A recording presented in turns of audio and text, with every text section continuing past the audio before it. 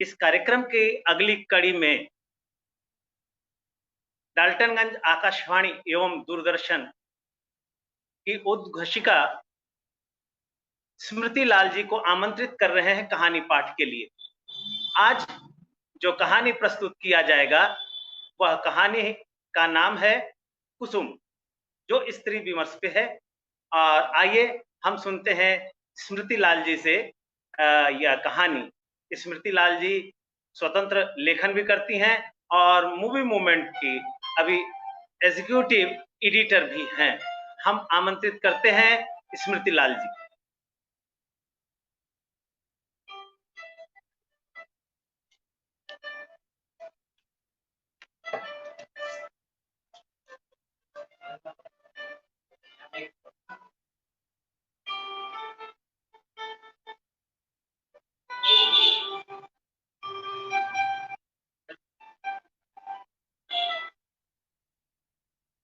धन्यवाद प्रेम प्रकाश जी। वंदे वाणी विनाय। वंदन उस लेखनी को, वंदन उस कलम, जिस कलम ने हमें यथार्थ में जीना सिखाया। बात हम उनकी कर रहे हैं जिनके लिए कुछ भी कहना हमारे लिए और हमारी कलम के लिए वो औकात ही नहीं रखती जो हम कुछ भी कह सकते हैं। सिर्फ इतना कह सकते हैं कि जब भी हम कहेंगे इस ऐसे व्यक्तित्व के लिए तो इतना ही कहेंगे, धन्य माई की गोद और धन्य दूध के नाद।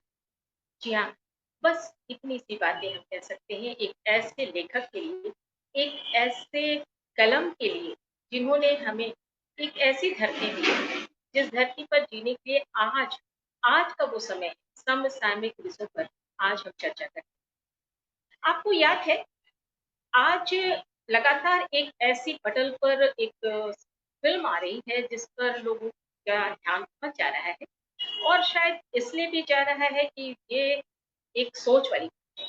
लेकिन इस सोच को बहुत पहले जिस मुंशी प्रेमचंद जी ने समझ लिया था, आज हम उन्हीं की एक कहानी को ले रहे हैं। वो कहानी ये है कि इस कहानी के साथ ही उन्होंने वो बात कही थी, इस तरह से एक नारी जीती। उन्होंने नारी मन को जिया, बहन को जिया, बेटी को जिया और साथ ही माँ को जिया। तो मेरी कहानी जो मैं आज लेकर आपके पास आई हूँ, वो है कहानी कुसुम। इस शीर्षक कहानी के साथ पात्र भी कुसुम है और कुसुम की बातें कर रहे हैं। तो सबसे पहले मैं आपको ये बता दूं कि कहानी में कुसुम के किस चरित्र को मैं ले रही हूँ। बात मैं वहां तक ले जाऊंगी, मैंने जब शुरुआत की है कि किस तरह से हम आपको इस पटल की बात करें जो आज छाया हुआ है, कहानी के अंत आते आते आप वहां तक जरूर पहुंच जाएंगे। कितनी सोच वाली बात है कि 20वीं सदी में लिखी गई ये कहानी आज समसामयिक है। चलिए कुसुम की ही बात कर लेते हैं, कहानी की शुरुआत करते हैं। और कहानी की शुरुआत मैं अपने आवाज से दे रही हूँ, मैं अपने शब्दों से दे रही हूँ, लेकिन कहानी को जो लिखा है उन्होंने इस जगह पर अपने ही पात्र को लिखा है। चलिए बात करती हूँ, कहानी सुनाती हूँ। साल भर पहले की बात है। एक दिन शाम को खाना खाने के बाद हवा लेते हुए बाहर चले आए और बाहर जब मैं घूम रहा था तो महाशय नवीन जी से मुलाकात। मेरे पुराने दोस्त हैं, बड़े बेतकल्लुफ हैं और मनचले भी। आगरे में मकान है, अच्छे कवि हैं।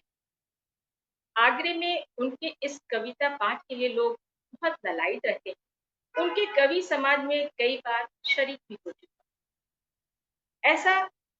और कवि के भाव को या उनकी कविताओं का मैं सच कहा जाए तो उपासक हूं।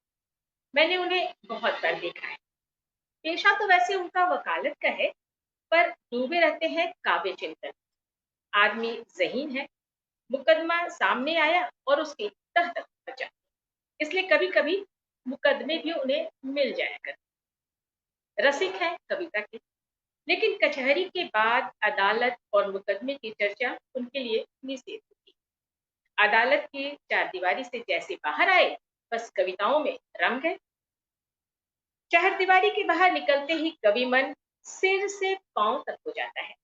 जब देखे कवि मंडल जमा होता है, कवि चर्चा होती है, रचनाएं सुनी जाती हैं, मस्त होकर लोग झूमते हैं और अपनी रचना सुनाते समय उन पर बहुत तल्लीन हो जाते हैं। तल्लीनता सी छा भी जाती है। कंठ स्वर इतना मधुर है कि उनके पद वान की तरह कलेजे में चुभ जाते हैं। अध्यात्म में माधुर्य की सृष्टि करना, निर्गुण में सगुण को दिखाना और रचनाओं की ये विशेषता लेकर जब वो मंच पर आते हैं तो कुछ अलग ही छटा नजर आती है। आज उन्हें अनायास लखनऊ में देखकर मुझे बड़ा आश्चर्य हुआ। आप यहाँ कैसे? कुशल तो है, मुझे आने की सूचना तक नहीं दी। बोले भाईजान, एक जंजाल में फंस गया हूँ, आपको सूचित करने का समय नहीं मिला। फिर आपके घर को तो मैं अपना ही घर समझता हूँ, इसमें तकल्लुफ की क्या बात है? आप मेरे लिए कोई विशेष प्रबंध ना करें। मैं एक जरूरी मामले को लेकर आपके सामने आया हूँ, एक कष्ट देना चाहता हूँ। इस वक्त की सैर तो खैर आप स्थगित कर ही दीजिए और चलिए पहले मेरी आप विपत्ति इस कथा को सुन लीजिए। मैंने घबरा कर कहा, आपने तो मुझे चिंता में डाल दिया। आपको और विपत्ति, एक काव्य रस को विपत्ति कैसे हो सकता है? मेरे तो प्राण ही सूखे। उन्होंने कहा, घर चलिए, चित्त शांत हो तो कुछ बताऊं। बाल बच्चे तो सभी अच्छी तरह से हैं? मैंने पूछा। हाँ, सब अच्छी तरह से हैं, कोई बात नहीं है। तो चलिए किसी रेस्टोरेंट में चलते हैं, जलपान करते हैं। नहीं बाबू, मुझे इस वक्त किसी जलपान की आवश्यकता नहीं है। मैं अपनी बात आप तक पहुंचाना चाहता हूँ। चलिए आप मेरे साथ। मैं उनको अपने घर ले आया। घर पहुंचकर उनका हाथ पैर धुलवाया, शरबत पिलाया, इलायची पान खिलाकर उन्होंने अपनी विपत्ति कथा सुनानी शुरू। लीजिए, कथा का प्रारंभ यहाँ से होता है। आप तो कुसुम को जानते हैं। कुसुम के विवाह में भी आप आए थे। उसके पहले भी आपने उसको देखा है। मेरा विचार है कि किसी सरल प्रकृति के युवक को आकर्षित करने के लिए जिन गुणों की जरूरत होती है वो सब उसमें मौजूद है। आपका क्या ख्याल? मैंने तत्परता से कहा, मैं आपसे कहीं ज्यादा कुसुम को जानता हूं, उसका प्रशंसक हूं। मैं लज्जाशील, सुगढ़, सलीकेदार और ऐसी विनोदनी बालिका को बहुत कम देखा है। महाशय नवीन ने करुण स्वर में कहा, वही कुसुम अपने पति के निर्दय व्यवहार के कारण रो रो कर प्राण दे रही है, प्राण हलकान कर रही। उसका गौना हुआ 1 साल हो गया है। इस बीच में वो 3 बार ससुराल गई, पर उसके पति ने उसके साथ न बातचीत की, न वो उससे बोलते हैं। उसकी सूरत बेजार होती जा रही है। मैंने बहुत चाहा उसे बुलाकर दोनों के बीच बात करवा, साफ सुलह करा, लेकिन ऐसा हो नहीं पाया। न वो मेरे पत्रों के उत्तर देते हैं और न ही कोई बात करते हैं। पता नहीं कौन सी गांठ पड़ गई है। अब तो लगता है उनका दूसरा विवाह भी होने वाला है। कुसुम का बहुत बुरा हाल है। आप शायद उसे देखकर पहचान भी न सके। रात दिन रोने के सिवा उसके पास और कोई काम ही नहीं बचा है। इससे आप हमारी परेशानी का अनुमान बहुत अच्छे से लगा सकते हैं। जिंदगी की सारी अभिलाषाएं मिटती चली जा रही हैं, मेरी भी और कुसुम की भी। हमें ईश्वर ने पुत्र नहीं दिया, लेकिन हम कुसुम को पाकर बहुत संतुष्ट हैं। अपने भाग्य को धन्य मान। बहुत लाड़ प्यार से हमने पाला। कभी उसे फूल की छड़ी से भी नहीं छुआ था। उसकी शिक्षा दीक्षा में कोई बात भी नहीं उठाई। कोई बात नहीं है, उसने बीए नहीं पास किया, लेकिन विचार की प्रौढ़ता और ज्ञान विस्तार में किसी ऊंचे दर्जे की शिक्षिका से कम तो नहीं है। आपने उसके लेख भी पढ़े हैं। मेरा ख्याल है बहुत कम देवियां ऐसा लिख सकती हैं। समाज हो, धर्म नीति, सभी विषयों में वो अपने विचार रख सकती है। बहस करने में तो इतनी पटु है कि मुझे भी आश्चर्य होता है कि मेरी पुत्री है। गृह प्रबंध में इतनी कुशल है कि पूरे घर का संचालन उसी के हाथ में है। किंतु पति की दृष्टि में उसके पांव की जूती भी नहीं है, उसकी धूल भी नहीं।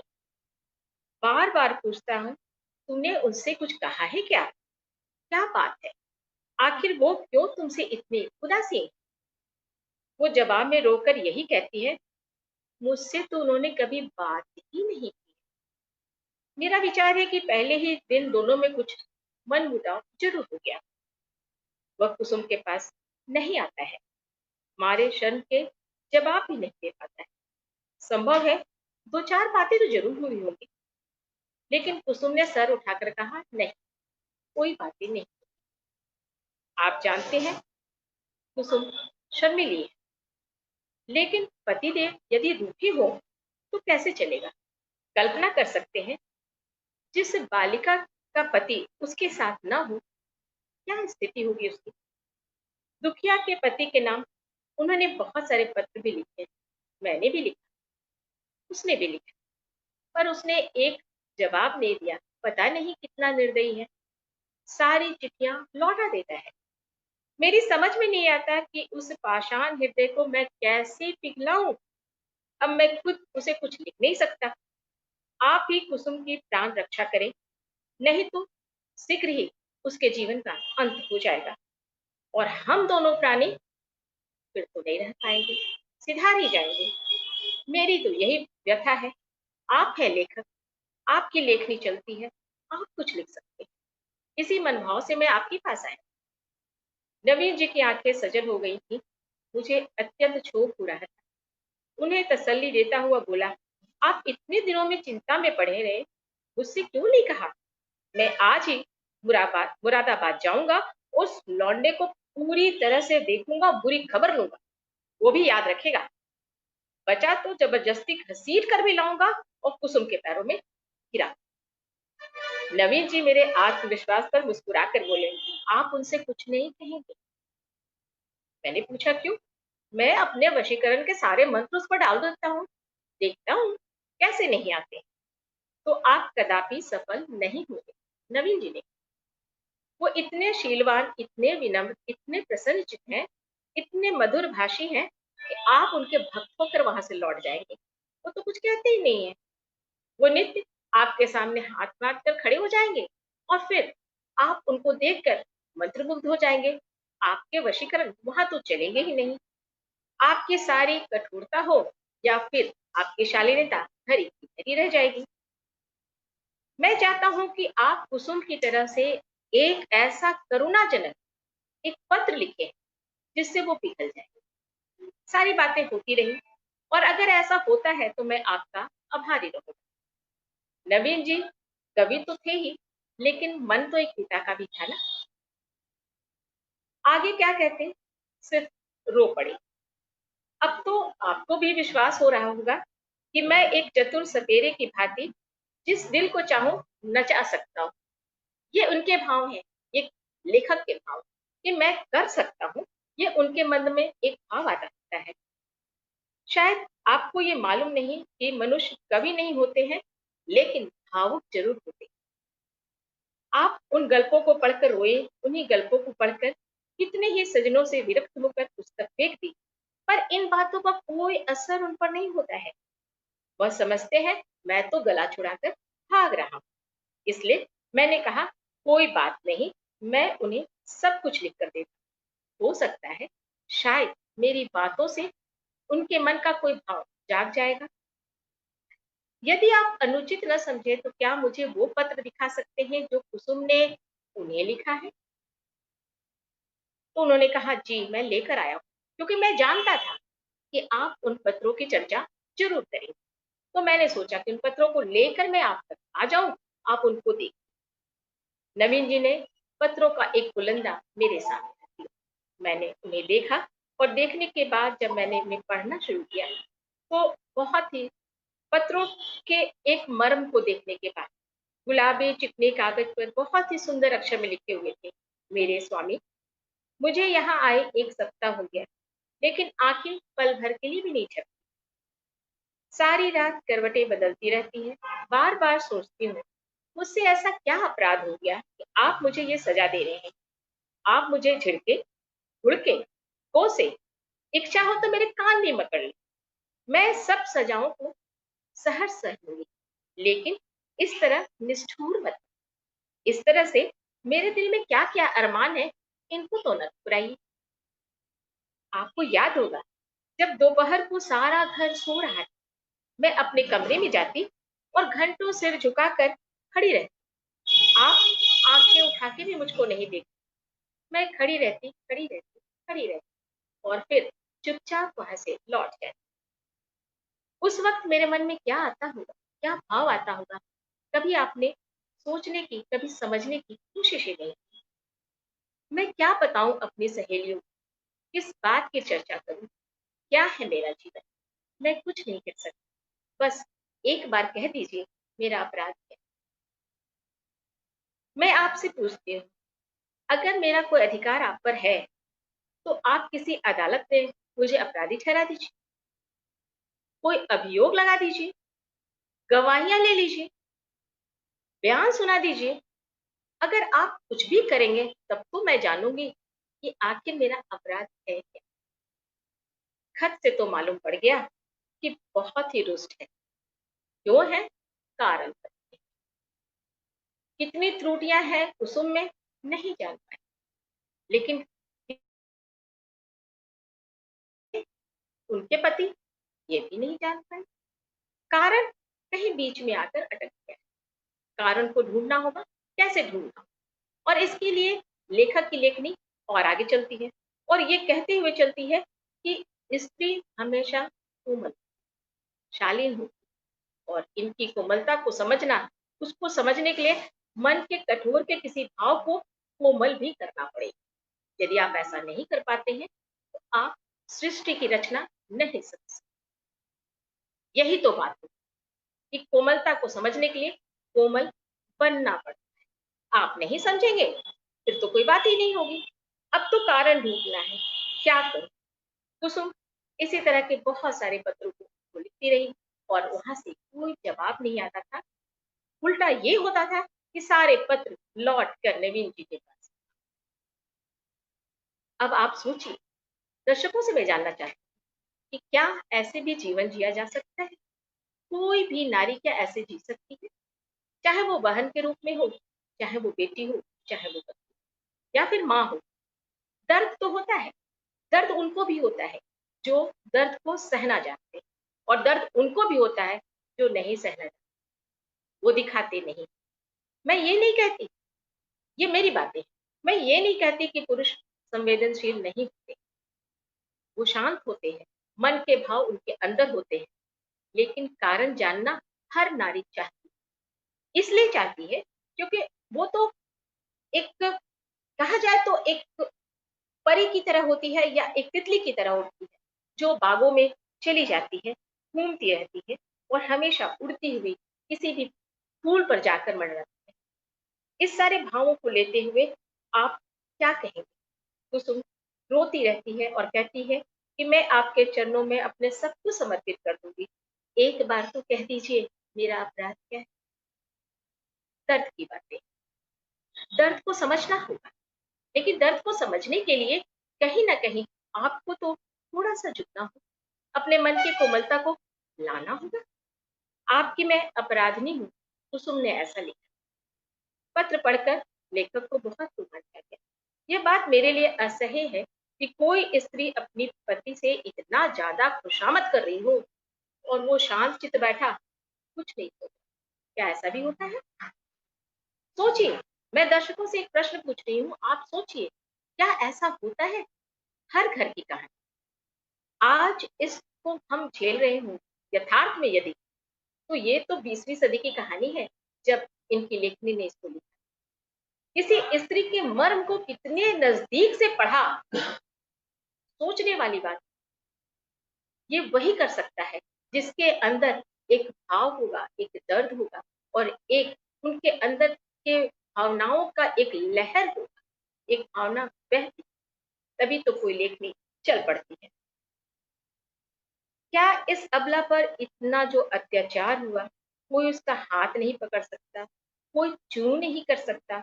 पुरुष अपनी दूसरी, तीसरी, चौथी शादी कर सकता है, तीसरे से कोई संबंध नहीं रख सकता है। इस कठोरता को क्या शासन का नाम दे दे? क्या यही शासन है या अनुशासन का नाम दे? बहुत सारी बातें।